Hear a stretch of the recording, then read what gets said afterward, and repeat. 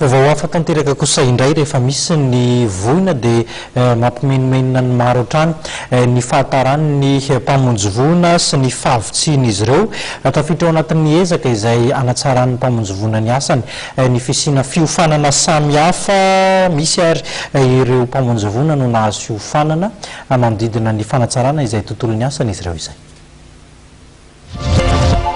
Mpamonjy voina miisa 270 avy navita fiofanana nandritra ny efa-bolana misalotra ny anarana hoe afo no notolorana mari-pahaizana io maraina tetsy amin'ny sampana mpamonjy voina tety Tsaralalàna. Ka ny 30 tamin'ireo no notolorana ny brevet de spécialité professionnel pompier élémentaire ary ny 12 no notolorana ny mari-pahaizana certificat technique élémentaire na ny CTE. Formation ana pompier amina resaka intervention mihitsy le izy fa le BSP le CTE coupera kosa dia reto fanofanana le hitanao le pikapa hazo re zany mila teknika amin'ny mikapa hazo fa tsy maintsy ianarana zany ny fomba fikapana hazo reny le hazo avo be na efa hazo. Lanonana telo sosina no notanterahana teny amin'ny sampana mpamonjy voina Tsaralalàna io maraina io.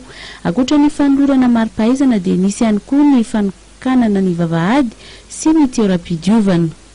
Famoahana ireo fiofana tamin'ny BSPPE sy CTE izay stage tsy maintsy atao mba hahazoana gradina caporal atao amin'ny sampana mpamonjy voina.